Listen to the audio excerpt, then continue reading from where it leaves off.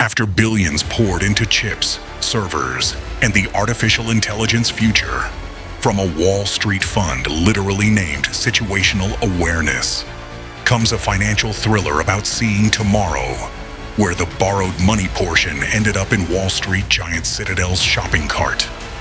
If you have ever doubled a bet with money that was not yours, congratulations. You understand leverage and should please leave the casino. Tonight, we visit 4 tables: the prophecy, the bet, the pit boss, and Wall Street's clearance sale. Table 1, the prophecy. Leopold Aschenbrenner published Situational Awareness, the decade ahead in June 2024. His central subject was the astonishing speed of artificial intelligence development. A hedge fund later carried the same name. Nothing says measured uncertainty like naming your fund after foresight.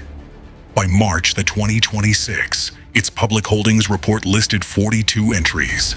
Their reported table value totaled about $13.7 billion. That report was called Form 13F.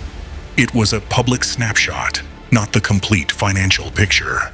The snapshot included CoreWeave, Micron, SanDisk, Bloom Energy, and other artificial intelligence infrastructure bets.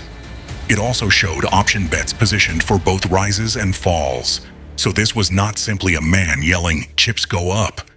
It was a man yelling it beside a rack of option contracts. Situational Awareness also joined Anthropic's enormous private funding round. Anthropic raised $65 billion at a $965 billion valuation. The prophecy had acquired servers, fuel cells, memory chips, and velvet ropes. This was artificial intelligence investing as a private casino.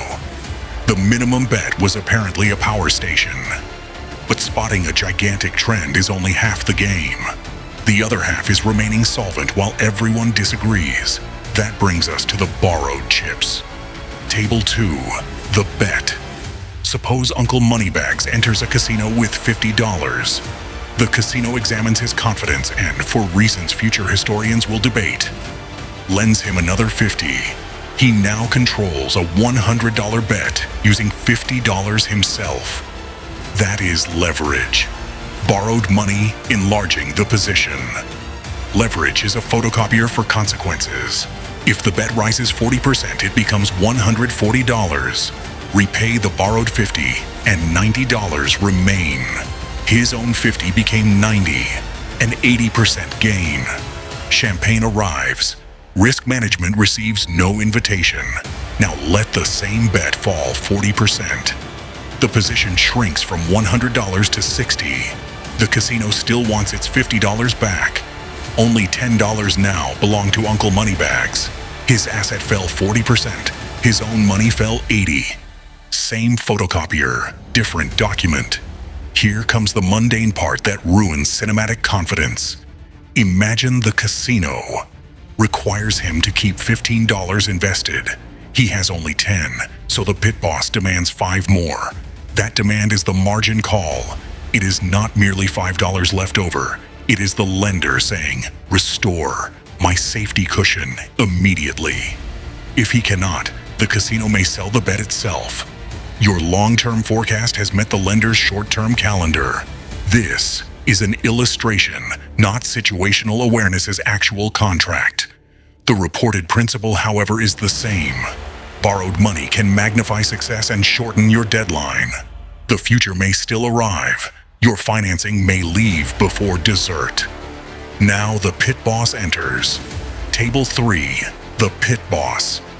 According to the fund's unaudited estimate, July was devastating. Situational Awareness lost 67% in that single month. 67% in 1 month. That is not a wobble. That is the floor requesting planning permission to become a basement. And yet, after that collapse, the fund estimated it remained up 80% for the year. What the hell kind of roller coaster finishes above the station after losing 2/3 of the track? Uncle Moneybags withdraws the question. Percentages do not add like grocery receipts. July's loss struck a pile enlarged by earlier gains. Both numbers can therefore be true. the fund could suffer a catastrophic month without reaching zero. That distinction matters because the internet loves financial funerals. Sometimes the corpse is still outperforming your savings account. 6 days before the reported transaction, a fund letter reportedly called the sell-off an attractive opportunity. The letter also invited investors to commit fresh capital. In casino language, the table was on fire, but management considered the smoke a buying signal. This may sound absurd, yet the underlying view could recover. Artificial intelligence demand did not receive a death certificate. The immediate problem was ownership financed on somebody else's timetable. That is the lesson for ordinary investors too. Being correct eventually is useless if debt chooses your exit today. Leverage does not merely increase risk, it gives risk permission to sell without you. And now, the clearance sale. Table 4, Wall Street's clearance sale. The Wall Street Journal reported that Citadel bought the part of the public stock portfolio, financed with borrowed money. Situational Awareness retained the remainder paid for with client capital, plus its private investments. So Citadel did not buy the entire fund. The fund did not vanish into a puff of semiconductor smoke. Citadel bought the section attached to borrowed money. That is a crucially less dramatic fact. Therefore, naturally, we shall dramatize it responsibly. Picture Citadel entering the casino with an empty shopping cart. The lights flicker. The pit boss points toward discounted servers. Millennium Management reportedly bid too. In our casino, that earns it an auction paddle. The distressed portfolio has attracted multiple institutional shoppers. One fund's portfolio exit became another fund's merchandise entrance. Citadel was not reported to have caused the rout. It simply arrived when financing had made the seller's clock louder. Neutral opportunism, capitalism's version of bringing coupons to an ambulance. That does not automatically make Citadel's purchase brilliant either. Discounted risk remains risk. A falling server rack can crush the bargain hunter too.